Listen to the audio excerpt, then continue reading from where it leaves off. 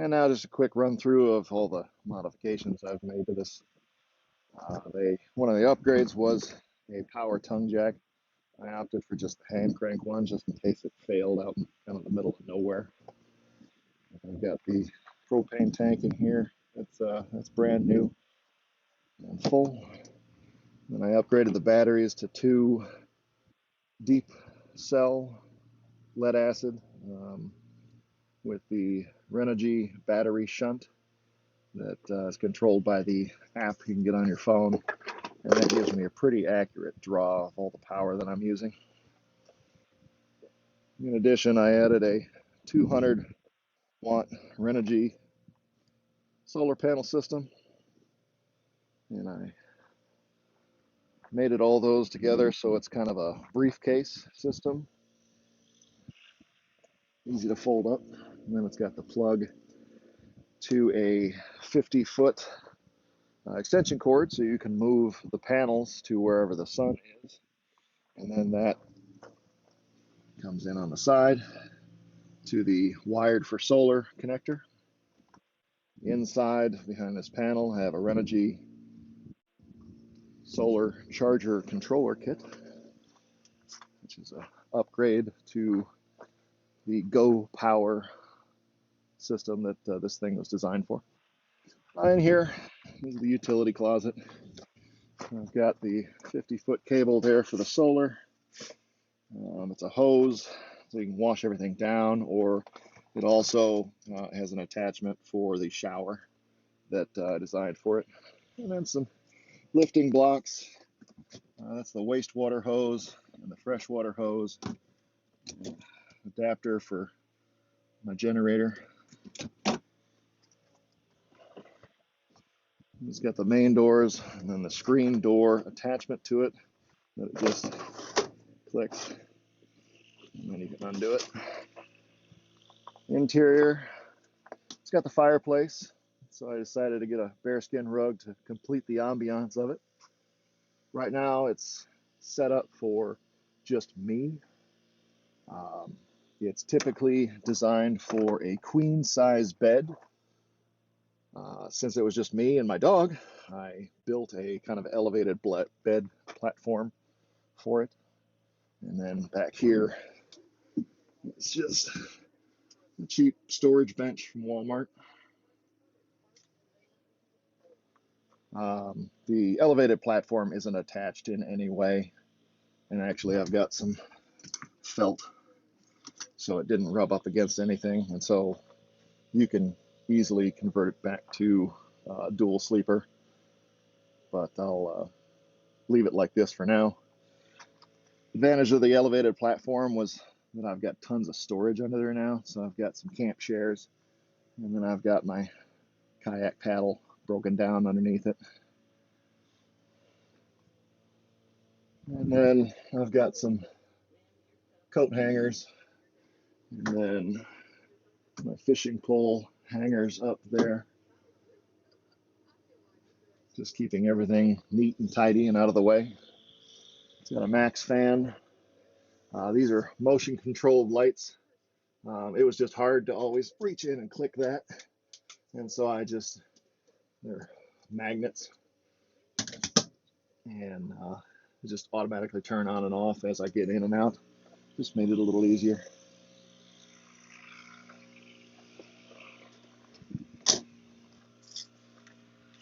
The off-road capabilities of this thing are astounding.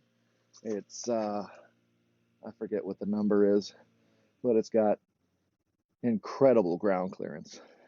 Today I'm towing it with my Super Duty, but normally I tow this with a 4Runner, and I have had this thing well off the beaten path. And I mean, you gotta go slow a little bit so everything just doesn't get knocked around, but it's incredible off-road. 270 Batwing awning from Rhino Rack. And then the kitchen back here, it's got a 12-volt fridge.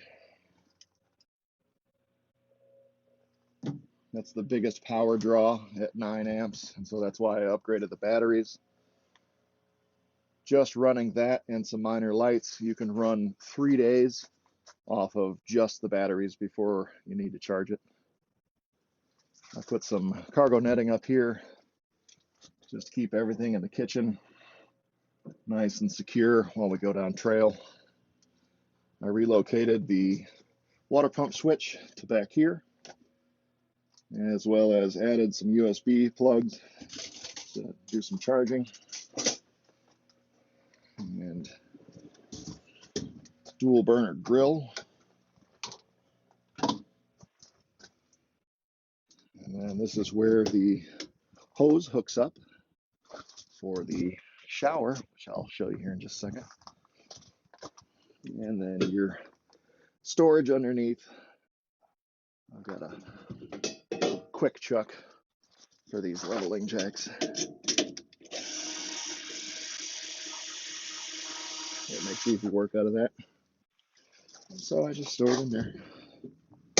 In the under fridge storage area as well.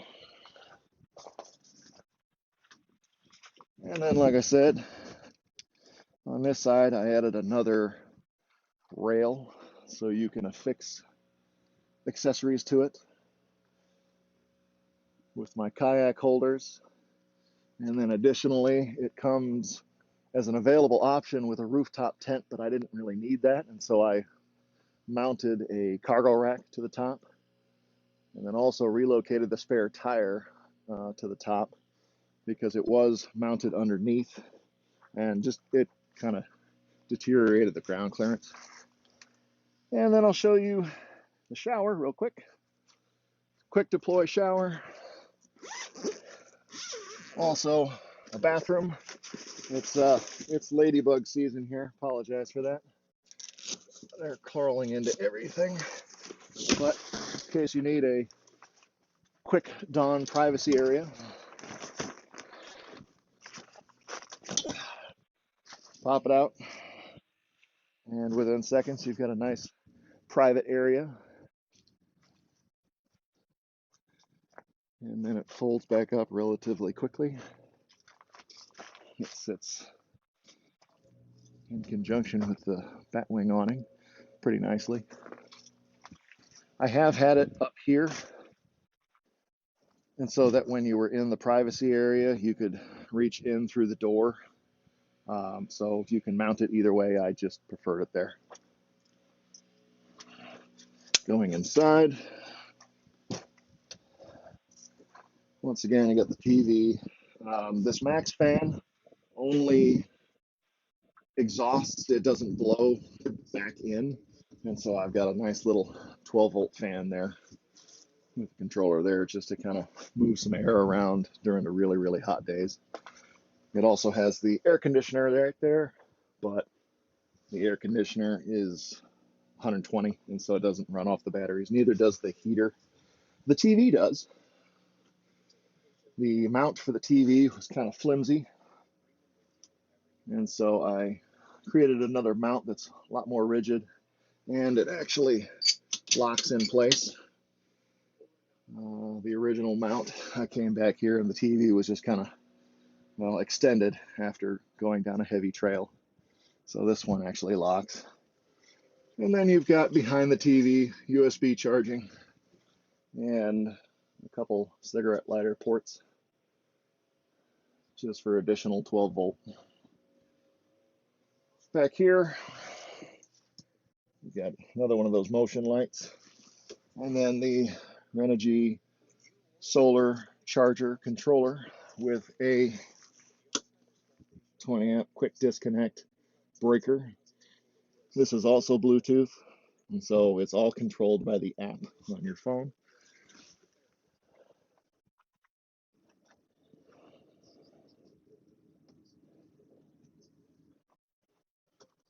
And once again, the under storage with the platform bed. You can better see the felt I put up here just so it doesn't rub against this stuff, just in case you want it a dual sleeper again. This is just quickly removable. Behind here is the water pump. I added the handle just to make it easier to take on and off for winterizing.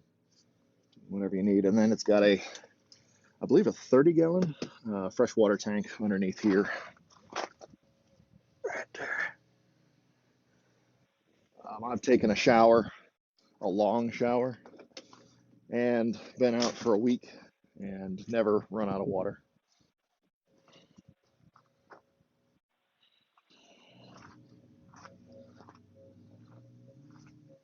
And so that's it. The NoBo 10.7, no boundaries from Forest River.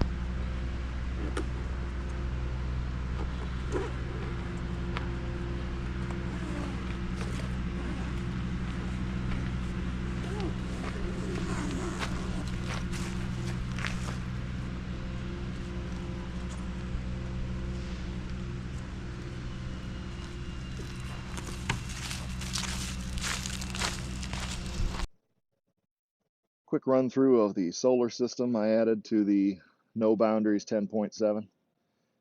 These are 200-watt panels from Renogy that I bolted together to create kind of a briefcase system with the handle and latches to hold everything together. So just quick PVC so you can adjust the angle and point it directly at the sun. Got 10-amp fuses tied together to a quick connector. And then from here, I have a 50-foot extension cord wrapped up right here. And so you can position the solar panels to wherever the ideal sun is, and then position the panels themselves to get the best sun angle. And then that connects into the Go Solar, or wired for solar connector, and then it goes inside to the solar controller with a quick disconnect circuit breaker just to make sure to isolate it and protect you from overcharging. And then that goes into an upgraded dual battery system. And then it's mated with a Renogy battery shunt. And so that, coupled with the app you can get on either your Android or Apple device, gives a very accurate estimate of power consumption and how long you have to go and so on. The biggest power draw of this camper is the fridge in back. I believe it draws about 9 amps, as long as you pre-cool it before you go on a trip. I haven't seen it over about 5 amps occasionally. This is 12 volt. And so with the dual battery system, just the batteries can control everything that's 12 volt in the camper for about 3 days before you need to charge it. Or as long as I have the solar panels hooked up, providing a daily top off, it's so far unlimited. I have traveled with a generator as well. And so that's if I'm in a really wooded area. This is kind of an example of that. There's a good morning sun from that direction. But with 200 watts of solar, just topping off the batteries after the fridge and whatever fans or whatever I use inside, I haven't had an issue with power.